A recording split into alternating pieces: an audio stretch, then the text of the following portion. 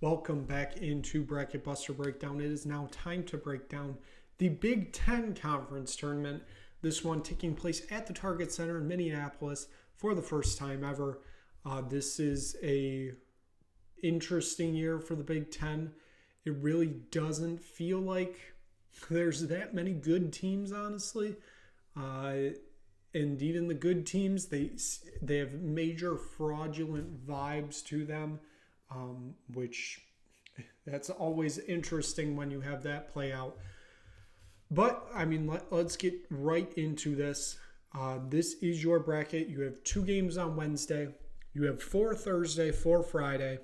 You have the semifinal Saturday and the last championship game before the committee unveils the Field of 68 on Sunday. So let's start out on Wednesday. It is the first game of the night is Maryland and Rutgers. This is a game, I can tell you that. Rutgers, by KenPom wise, they have one of the worst offenses in the nation.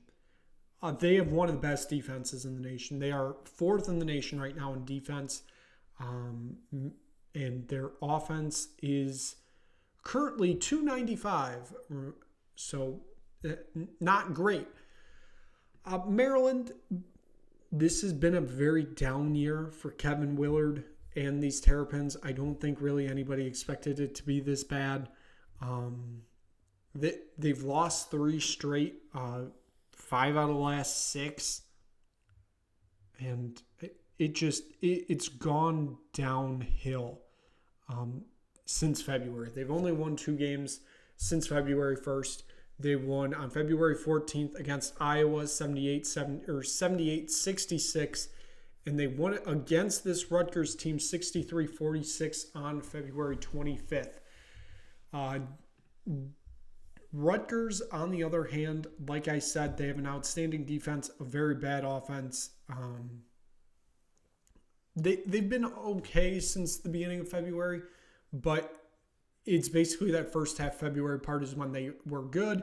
They have very much fallen off since then. They have lost 6 out of their last 7. Their one win being against a very, very bad Michigan team we'll get into in a minute. And one of those games obviously was the Maryland game. So given that, one of these streaks is going to end losing streak-wise, and I think it ends up being Maryland. Moving on to the second game, this is the 11-14 game. It is Penn State, who obviously they went on a run last year. They made it to the final. They've lost everybody basically from that team, going up against a Michigan team that is awful. One of the worst Big Ten teams I've seen in a long time, maybe if ever. In KenPom wise, they currently sit 126th in the nation. That is one of the lowest ranked Power 6 teams. There are a few that are below them, but not a ton. This Michigan team is not good. Rumors are that Ward Manuel wants to keep Juwan Howard, and go ahead, do what you want, I guess. Penn State wins this and advances. Moving on to Thursday, it is the noon tip-off at the Target Center in Minneapolis. It is Michigan State going up against Minnesota. The metrics love Michigan State. However, the metrics don't factor in the most important thing, and that is the Nick Burt eye test, of course, because my eyes see better than what stats say, I guess, is what I'm trying to say, but not really.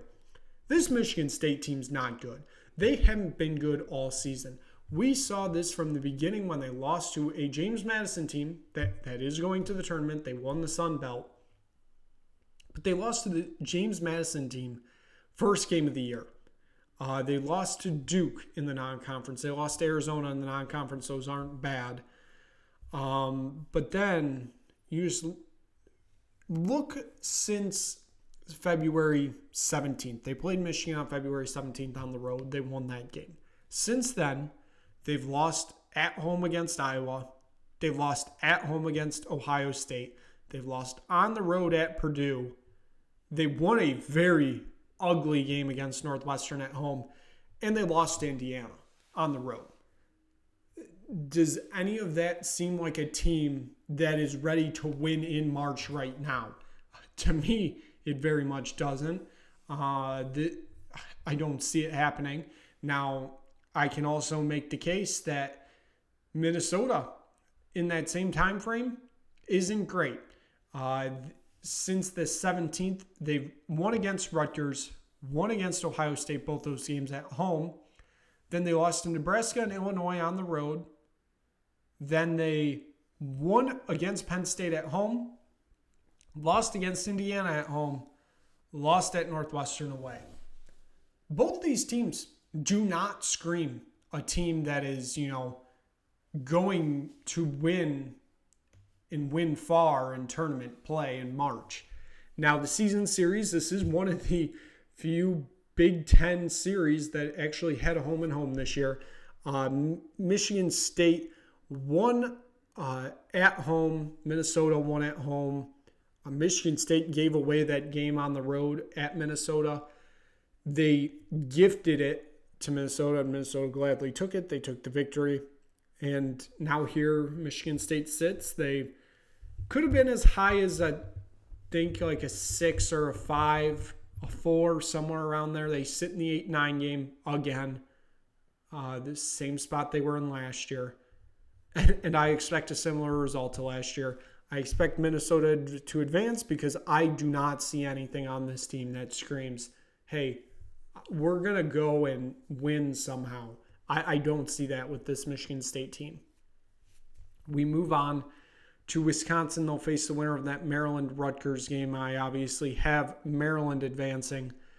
This Wisconsin team, they were really good in, November, December, January. They were really good. Since February, they've won 3 games. And those 3 games were Ohio State, Maryland, and Rutgers. Now, 2 of those 3, they could potentially face either of those. The only one they probably aren't facing is Ohio State. The Badgers win. They advance. They've really fallen off a cliff, but they find a way to advance here. Now we get to an interesting game. I believe it's the 7-10 game, if I'm not mistaken. It is Iowa against Ohio State. Ohio State fired Chris Holtmann. They bring in an interim coach. And basically, since then, Ohio State kind of unstoppable. Since Chris Holtmann got fired, I believe, after the Wisconsin game. So since then, they won at home against Purdue. They lost on the road at Minnesota. Won on the road against Michigan State. Won at home against Nebraska. Won at home against Michigan. And won on the road against Rutgers. Iowa, on the other hand, it's been an okay season, I'd argue. I think this is a lot more than people expected from a Fran McCaffrey team this year. They lost a lot of key players. This wasn't going to be as good of a team as it was last year. These two faced off in February when Chris Holtmann was still a coach, so a lot of different scenarios there. On the road at Carver Hawkeye, Iowa won by 2, 79-77. Today, though, or Thursday, I should say, I think Ohio State has the upper hand here. They are just so hot right now. I expect them to pull off the victory in this one. We move on to the final game of the Thursday window. It is Indiana against Penn State. And both these teams have had very interesting seasons. We already talked about Penn State.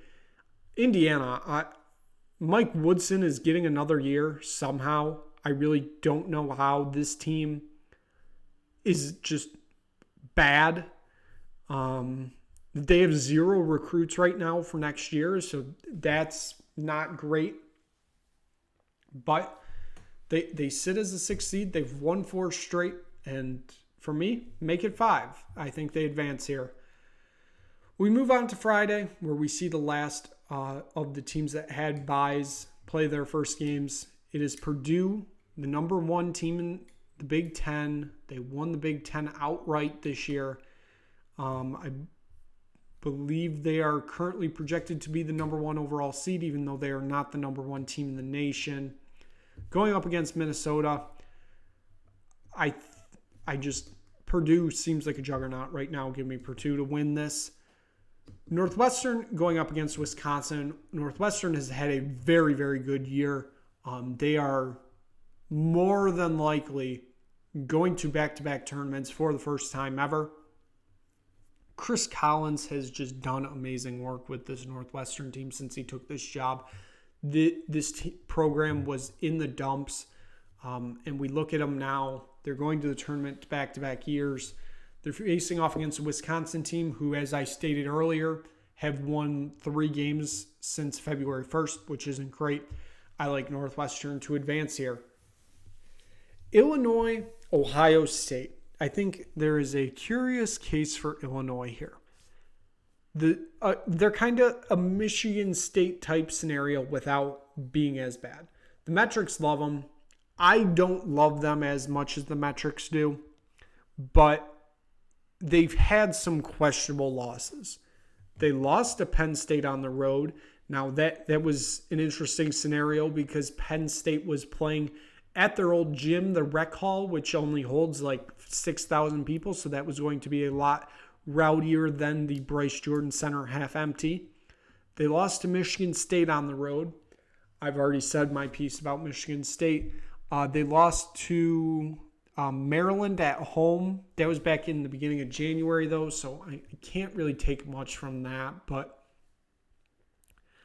right now, I think Ohio State is just they're hot. They're bound for a run, and I'm going to compare this somewhat to the Penn State team of last year. Even though there were a lot more different scenarios, I like Ohio State to win this game. I like them to advance.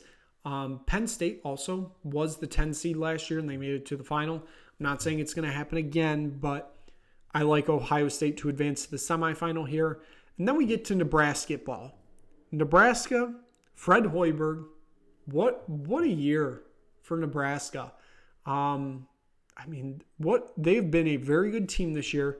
Tominaga, one of the funnest players to watch in college basketball. They just shoot the lights out.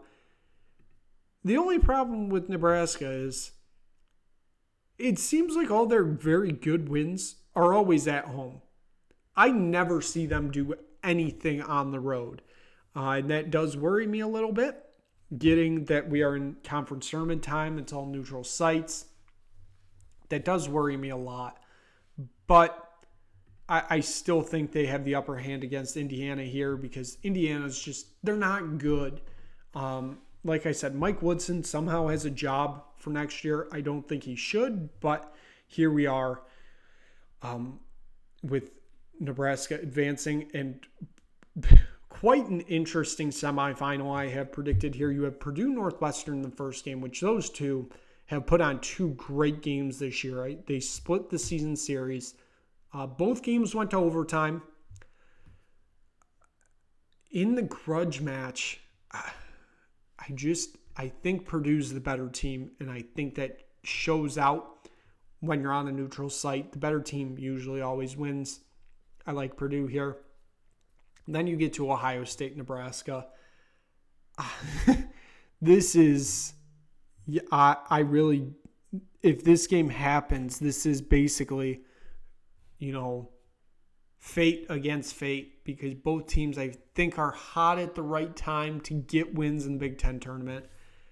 And really, I think Ohio State's the hotter team of the two, and they find their way to a final against Purdue, a team that they've beaten once this year. Purdue, on the other hand, they're a juggernaut. Purdue has been a juggernaut all season. They look better than last year's team. Obviously, we'll find out in the tournament if they're better than last year's team. All they've got to do is beat a 16 seed. But Purdue, Ohio State, I don't think we get to this point, honestly. I don't think Ohio State makes a run to the final. Just the way that this bracket broke, I think there's a real possibility it happens. But no matter what, I think Purdue ends up being the champion of the Big Ten because they're just the better team. They're the better team.